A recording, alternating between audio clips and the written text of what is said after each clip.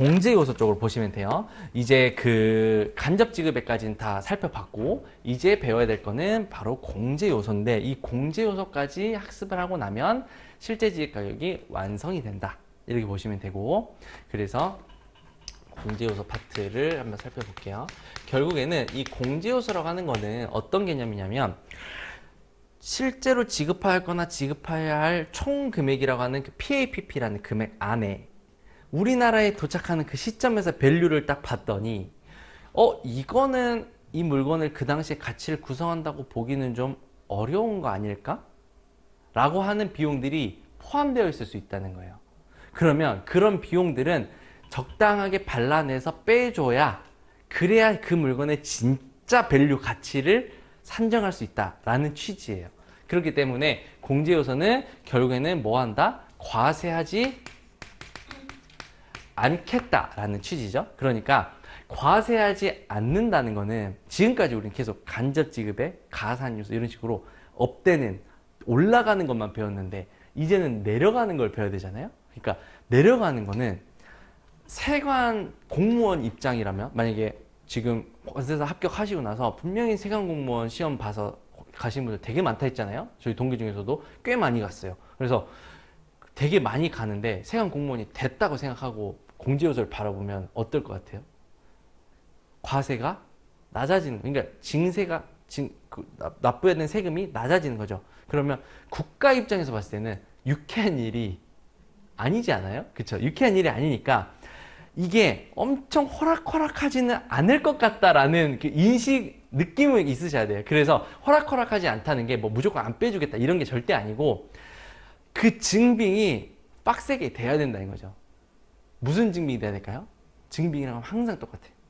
객관적이고 수량화될 수 있는 객수 자료에 의해서 증빙이 잘 돼야 되겠죠. 그리고 이 객수 자료라고 하는 거는 결국에는 무슨 거에 근거해서 무적의 단어?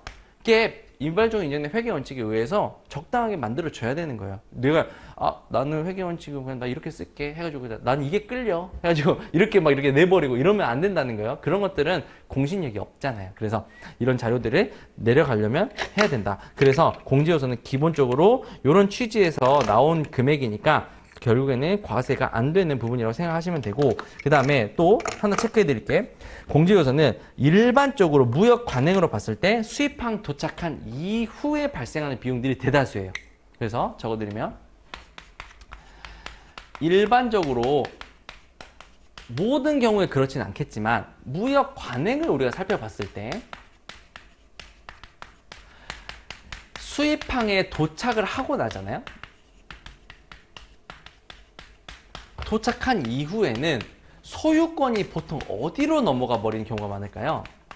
우리나라 수입항이 도착을 해버리면 대부분의 경우가 소유권이 구매자한테 이전되는 경우가 굉장히 많아요. 그쵸?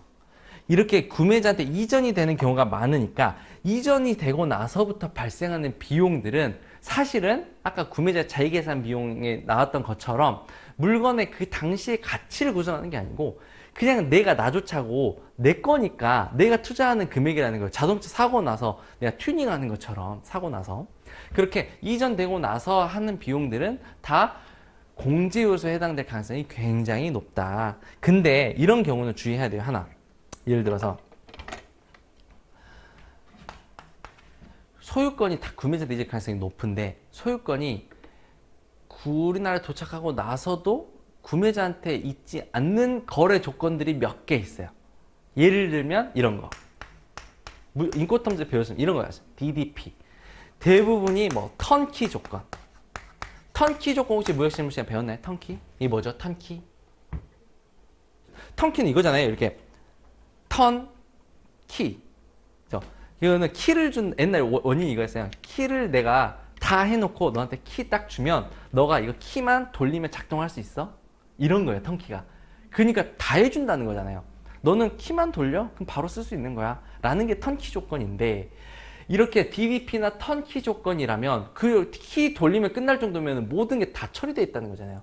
그러니까 내가 준 물품의 가격에 어떤 것까지 소유권이 나한테 넘어오기 전까지 국내에서 발생한 비용들이 다 포함되어 있는 거래가 있을 수도 있겠네요. 거래 조건에 따라서. 그래서 이런 조건들이 나오면 좀 조심해야 되고, 이렇게 된다면 공제 요소를 검토할 가능성도 굉장히 높아질 가능성이 높다. 이렇게 보시면 돼요. 그래서 PAPP에 포함된 경우에만 공제 요소를 하는 거기 때문에 이런 DDP 조건이 중요했던 거고, 그러면 이 공제 요소를 적용할 때 요건이 두 가지가 나와요. 이 요건은 아주 기초적인 요건인데, 첫 번째, PAPP에 반드시 포함되어 있어야 돼요. 두 번째, PAPP에 구분되어야 돼요. 공제 요소는. 너무 기본적인 요건인데 나중에 거래 상황이 한 13개가 나와버리면 순간 이게 헷갈려요. 이게 PAPP라고 하는 바구니예요. 이 안에 많은 비용들이 있을 거잖아요. 하자 비용도 있고 교육훈련비도 있고 막 거래 상황에 막 주어져요. 그리고 이 PAPP라는 형태로 돈을 확 줬을 때 여기 안에 공제 요소에 해당하는 비용들이 있으면 그러면 여기서 이렇게 골라서 뺄 수 있자, 이렇게. 근데 애시당초 밖에 있었던 비용, 즉 공제 요소에 해당하는 성격의 비용이지만 다른 사람한테 별도로 주고 있었다. 이러면 공제할 수 있나요? 할 수가 없어요. 그러니까 중요한 게 포함돼서 줬고 그 다음에 그 비용이 명확하게 구분까지 돼야 돼요. 그래서 그럴 때 빼는 거다라고 보시면 되고, 이게 만약에 구분이 안 되면 어떻게 할까요? 포함돼서 주긴 줬는데 공제요소에 해당하는 금액이 얼마인지 모르겠어요. 객수자를 구분이 안 돼요. 그럼 어떻게 할까요?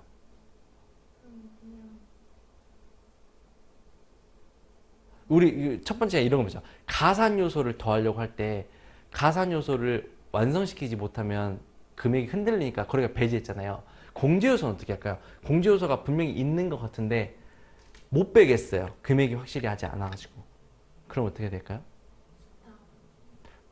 배제한다? 그렇진 않아요. 공제 요소는 못 빼면 못 뺀 대로 그냥 인정해줘요. 그냥.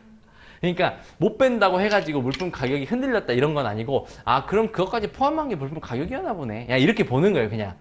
근데 가산 요소는 안 더해버리면 물품 가격이 덜 더해졌네 이렇게 생각을 해버리는데, 공제 요소는 못 빼면 아 그러면은 원래 그냥 구분이 어려울 정도로 그 물건의 가격이랑 붙어 있었던 건가 보다 이렇게 보는 거예요. 그래서 거래가격을 배제하지 않아요. 그냥 그대로 인정하는 거예요.